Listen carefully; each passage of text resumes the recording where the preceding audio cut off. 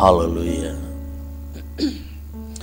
Maha besar Allah Bapa kami yang bersemayam dalam kerajaan sorga, Bapa yang kami sembah, Allah yang kami permuliakan di dalam nama Tuhan Yesus. Kami mengucap syukur dan berterima kasih kepada Tuhan buat karya-Mu yang terbesar dalam kehidupan kami. Engkau telah menyelamatkan kehidupan kami ya Tuhan. Terima kasih Bapa di sorga, kami sudah memuji, menyembah serta mempermuliakan nama Tuhan. Sebentar kami mau belajar akan kebenaran firman-Mu Tuhan. Biarlah kiranya Tuhan Engkau memberkati kami dan mengurapi kami semua ya Tuhan. Terlebih Tuhan, Engkau memberkati dan mengurapi hamba-Mu, sembunyikan di balik kuasa salib Tuhan. Terima kasih Bapa, dari awal pertengahan hingga sampai pada akhirnya pemberitaan firman Tuhan pada pagi hari ini kami serahkan di dalam nama Tuhan kami Yesus Kristus. Yang percaya katakan amin. Silakan duduk jemaat yang dikasihi oleh Tuhan. Salam. Puji nama Tuhan. Kita boleh bersama-sama hadir dalam ibadah kita pada pagi hari ini. Baik Bapak Ibu Saudaraku yang dikasihi oleh Tuhan, saya akan membawakan renungan firman Tuhan dengan tema atau judul kualitas hidup yang Tuhan mau. Mari kita akan membaca dalam kitab Kolose 1, Kolose pasal 3, ayat yang pertama sampai dengan ayat yang keempat. Kolose pasal yang ketiga di ayat yang pertama sampai dengan ayat yang keempat. Demikianlah bunyi firman Tuhan. Karena itu, kalau kamu dibangkitkan bersama dengan Kristus, carilah perkara yang di atas, di mana Kristus ada, duduk di sebelah kanan Allah. Pikirkanlah perkara yang di atas, bukan yang di bumi. Sebab kamu telah mati dan hidupmu tersembunyi bersama dengan Kristus di dalam Allah. Apabila Kristus yang adalah hidup kita menyatakan diri kelak, kamu pun akan menyatakan diri bersama dengan Dia dalam kemuliaan. Bapak Ibu saudara-saudaraku yang dikasihi oleh Tuhan, kita telah dibangkitkan bersama-sama dengan Kristus. Ada sebuah slogan yang mengatakan bahwa hari ini harus lebih baik dari hari kemarin, dan besok harus lebih baik daripada hari ini. Tetapi Bapak Ibu Saudaraku yang dikasihi oleh Tuhan, bisakah kita untuk menjalani kehidupan dari hari ke hari lebih baik, lebih baik, lebih baik? Karena kita tahu selama kita masih hidup di dalam dunia ini, yang namanya persoalan itu tidak pernah berakhir dalam kehidupan kita. Masalah itu senantiasa datang dalam kehidupan kita. Suasana hati, jangankan besok, 2 jam yang akan datang kita tidak tahu suasana hati kita. Nah, jadi Bapak Ibu Saudaraku yang dikasihi oleh Tuhan, tetapi Tuhan mau kita memiliki kualitas hidup seturut sekehendak dengan Tuhan. Bapak Ibu Saudara-saudaraku yang dikasihi oleh Tuhan, kualitas hidup yang seperti apakah yang Tuhan mau di dalam kehidupan kita? Tuhan ingin kita yang telah dibangkitkan bersama-sama dengan Dia, itu senantiasa memiliki kualitas hidup yang seturut dengan kehendak Tuhan, yang dimaui oleh Tuhan. Yang pertama Bapak Ibu Saudaraku yang dikasihi oleh Tuhan, yang menjadi orang-orang yang memiliki kualitas hidup, adalah orang-orang yang memiliki kebijaksanaan. Jadi Tuhan mau kalau kita ingin memiliki kualitas yang hidup, kualitas hidup yang Tuhan kehendaki, kita hendaknya menjadi orang-orang yang bijaksana. Seperti 5 gadis yang bijaksana. Dia tidak hanya membawa pelita, tetapi dia juga menyediakan minyaknya. Nah, Bapak Ibu yang dikasihi oleh Tuhan, ciri-ciri orang yang hidup dalam kebijaksanaan adalah akan selalu berjaga-jaga dan mawas diri. Artinya, yang pertama adalah akan selalu waspada. Ya. Waspada terhadap apa? Kita akan melihat dalam 1 Petrus 5 ayat 8 dan 9.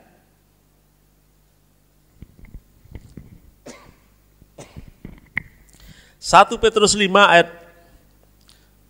8 dan 9 demikian bunyi firman Tuhan. Sadarlah dan berjaga-jagalah, lawanmu si iblis berjalan keliling sama seperti singa yang mengaum-aum dan mencari orang yang dapat ditelannya.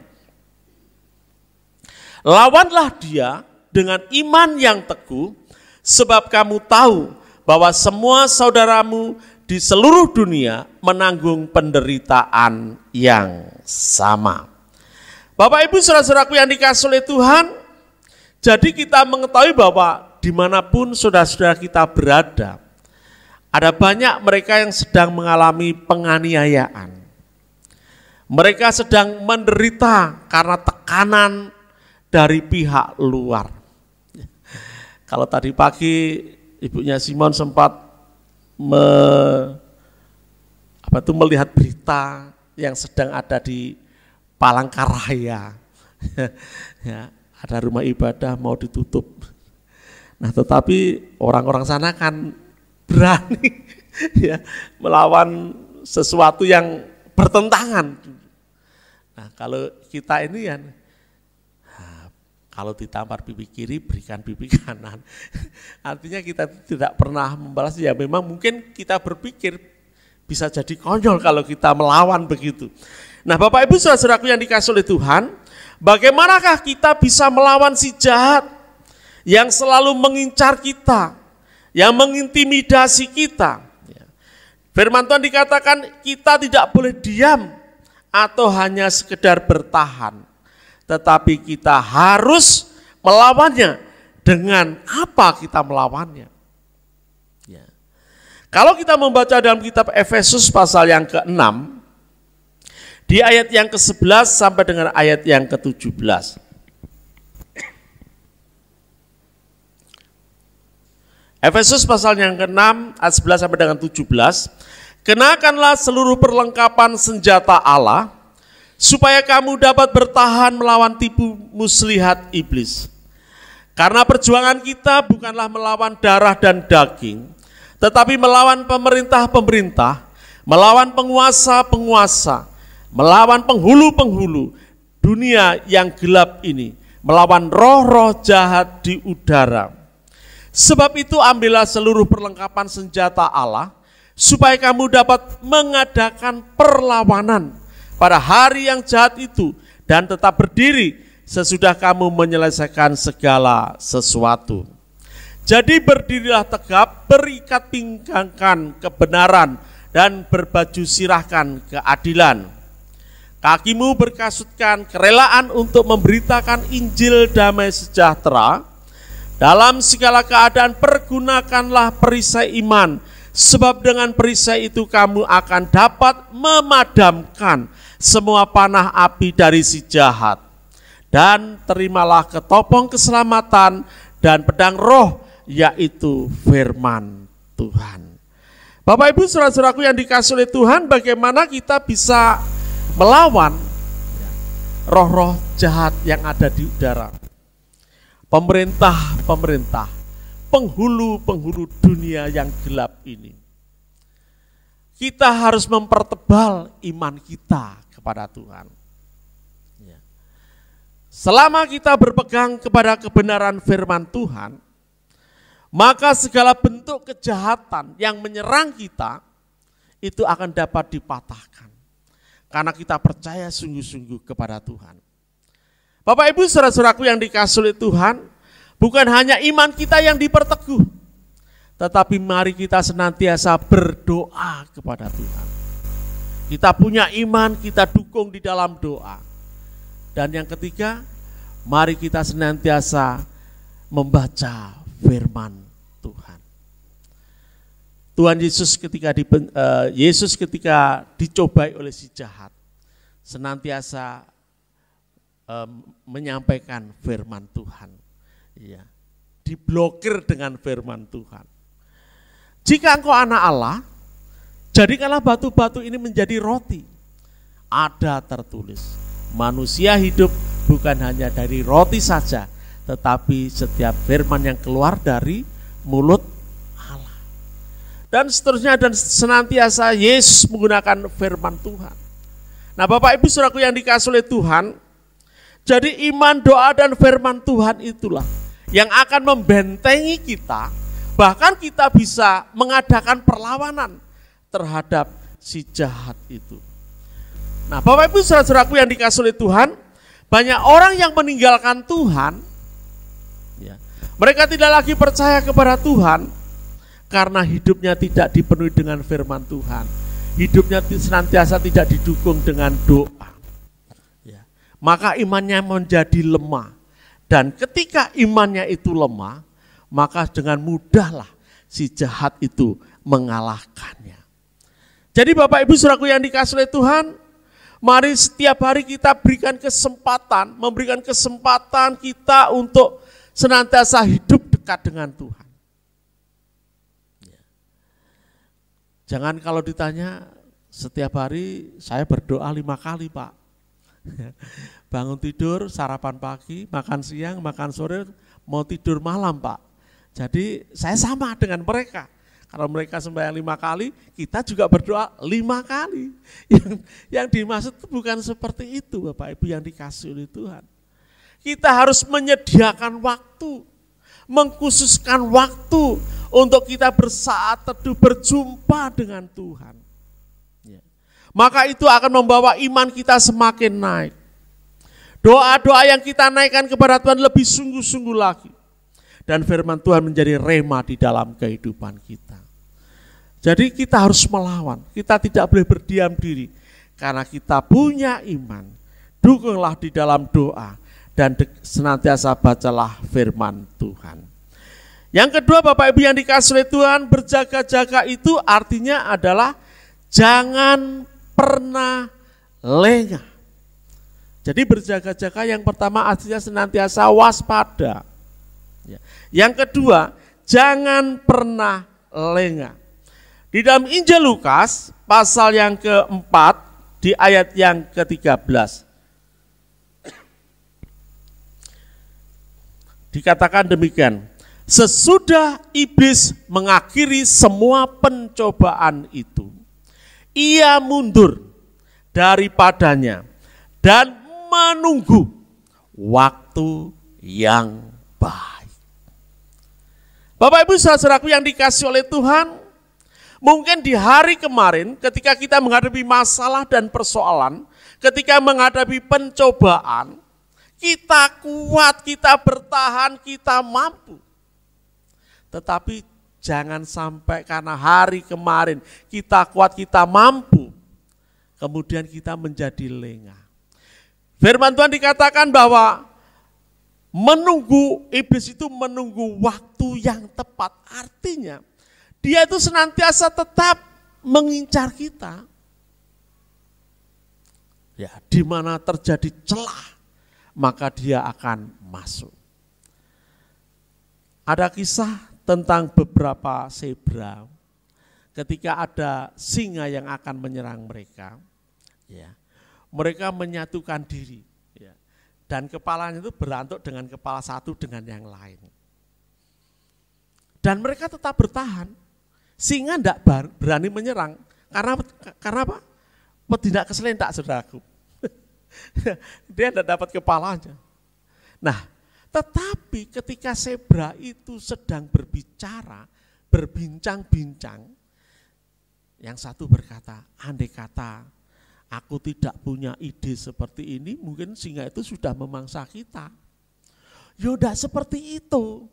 Karena kita mau ngumpul inilah, maka kita selamat. Yang satu menimpali, akhirnya buyar.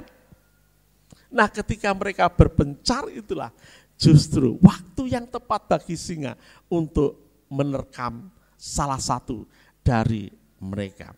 Dikatakan dalam 1 Korintus pasal yang ke-10 di ayat yang ke-12.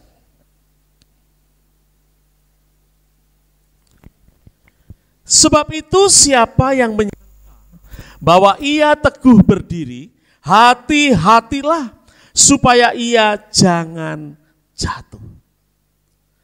Jadi mengapa kita harus tidak lengah ketika sekalipun kita sudah mampu melewati setiap masalah pencobaan yang kita hadapi. Ya.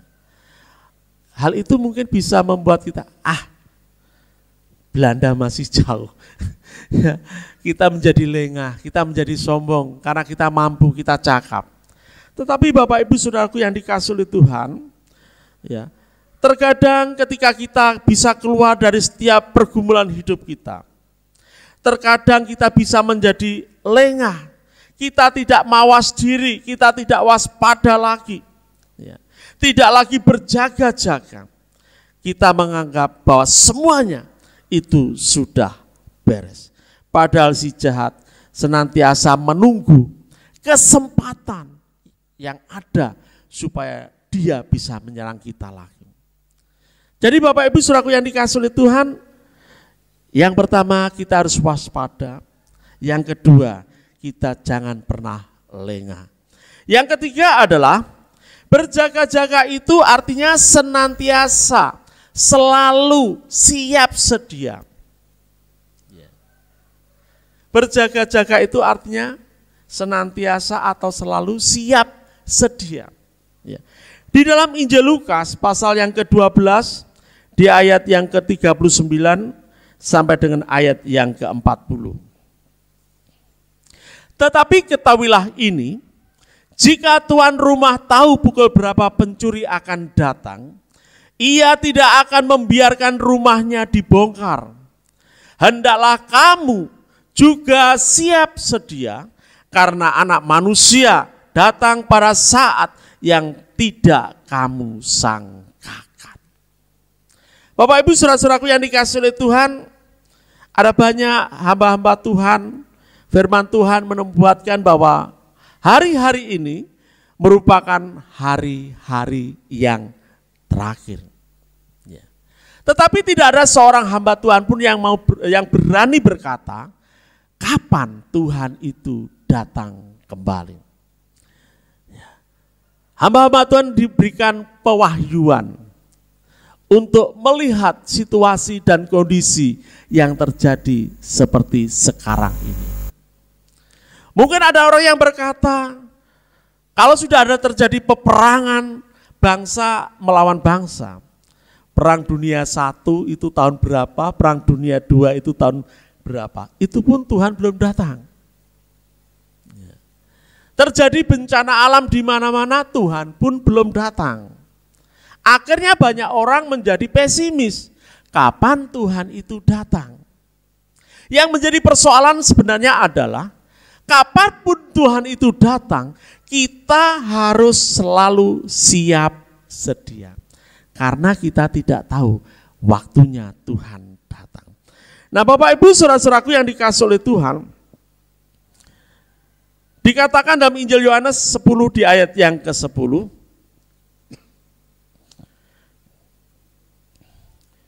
pencuri datang hanya untuk mencuri dan membunuh dan membinasakan. Aku datang supaya mereka mempunyai hidup dan mempunyainya dalam segala kelimpahan. Kita tahu bahwa pencuri datang itu hanya untuk membongkar rumah kita, mencuri barang-barang yang diinginkan. Dan kita harus, makanya kalau ada orang yang lupa mengunci rumah, itu pasti hatinya itu, jangankan rumah, kamar saja gitu ya. Kamarnya belum dikunci, rumahnya memang sudah dikunci, itu pun bisa tidak tenang. Ya. Apalagi kalau pintu rumah itu tidak terkunci. Ya. Makanya sepeda-sepeda motor itu banyak yang pakai kunci double. Itu karena banyak maling juga gitu saudara yang dikasihi oleh Tuhan. Tujuannya untuk apa sih? Berjaga-jaga. Supaya motornya itu tidak dicuri. Tetapi ya mungkin lebih pintar sananya daripada kitanya gitu, saudara yang dikasih Tuhan. Banyak juga sepeda motor yang hilang itu. Kadang-kadang ditinggal 5 menit itu saja sudah raib, tidak ada. Gitu. Saking pinternya mereka. Nah Bapak Ibu yang dikasih Tuhan, tetapi bagi kita akan lihat di dalam Yohanes pasal yang ke-8 di ayat 31 dan ayat 3 sampai dengan ayat 32.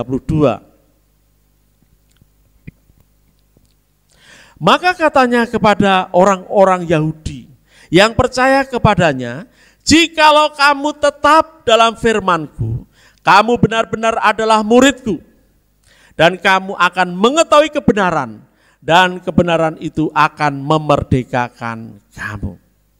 Kalau kita senantiasa siap sedia di dalam kehidupan kita, kapanpun waktunya Tuhan datang, karena kita sudah siap, kita percaya kepada Tuhan, percaya akan kebenaran firman Tuhan, maka kebenaran firman Tuhan itulah yang memerdekakan kita. Artinya kita tetap akan mendapatkan kehidupan yang kekal.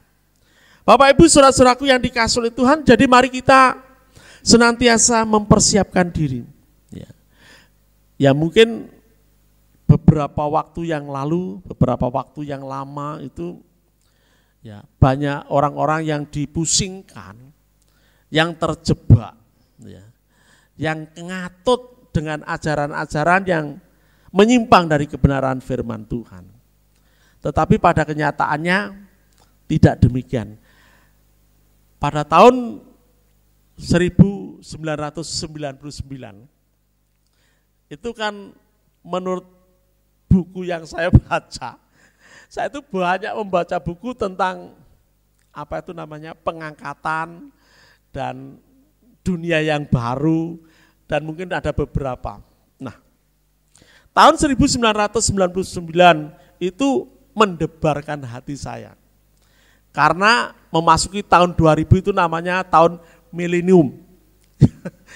Dunia baru begitu. Nah, pada waktu itu banyak orang yang stres. Cido kiamat tenan apa ora gitu saudaraku. Jadi mungkin banyak orang yang kusuk juga. Yang biasanya tidak pergi ke gereja ya supaya terjadi pengangkatan. Nah, Bapak Ibu yang dikasihi Tuhan, saya pun terpengaruh pada waktu itu. Saya baca buku itu, tambah suwe kok tambah mumet gitu. Ini tenanan, kalau tenanan sih saya rajin ke gereja gitu. Saya rajin ibadah. Jadi saya percaya kok diangkat gitu saudara. Ternyata tidak ya. Sekalipun masuk ke tahun milenium itu enggak jadi kiamat saudaraku. Kemudian tahun 2002 ya. Kemudian dibuatlah yang namanya film yang dibuat kapal yang besar sekali itu. Bukan Titanic saudaraku. Itu tambah mendebarkan itu. Ya. Kelihatannya kok sama dengan Alkitab. Nah ternyata wurung juga saudaraku yang dikasih oleh Tuhan.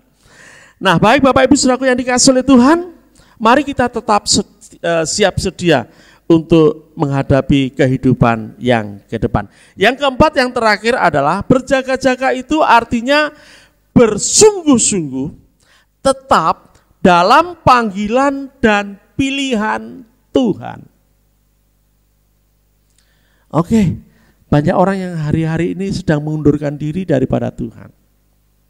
Mungkin mereka tidak percaya akan pilihan dan panggilan Tuhan. Tetapi bagi kita yang percaya kepada Tuhan, yang pada pagi hari ini mendengarkan kebenaran firman Tuhan, ya, mari kita tetap bersungguh-sungguh dalam panggilan dan pilihan Tuhan kita. Sebab kita ini bukan yang memilih Tuhan, Tuhanlah yang memilih kita. Bukan Tuhan yang kita panggil, tetapi Tuhanlah yang memanggil kita. Dikatakan dalam 2 Petrus 1, di ayat yang ke-10 dan ayat yang ke-11. Karena itu saudara-saudaraku, berusahalah sungguh-sungguh supaya panggilan dan pilihanmu makin teguh, sebab jikalau kamu melakukannya, kamu tidak akan pernah tersandung. Dengan demikian, kepada kamu akan dikaruniakan hak penuh untuk memasuki kerajaan kekal, yaitu kerajaan Tuhan dan Juru Selamat kita, Yesus Kristus. Banyak di antara saudara-saudara kita, mereka sudah mulai undur, bahkan meninggalkan Tuhan, tidak lagi percaya kepada Tuhan, dan pada akhirnya kehilangan keselamatan yang telah disediakan Tuhan. Namun bagi kita ini bukanlah orang-orang yang undur daripada Tuhan. Hari-hari ini Bapak Ibu Saudaraku yang dikasihi oleh Tuhan, di negara-negara Eropa, itu peningkatan ateis semakin hari semakin meningkat. Bukan hanya dari kalangan kita, tetapi dari tetangga kita pun juga demikian. Bapak Ibu yang dikasihi oleh Tuhan, kalau kita melihat negara-negara Eropa dan Barat, itu sangat mengerikan. Banyak hamba-hamba Tuhan besar tidak lagi percaya sama Tuhan.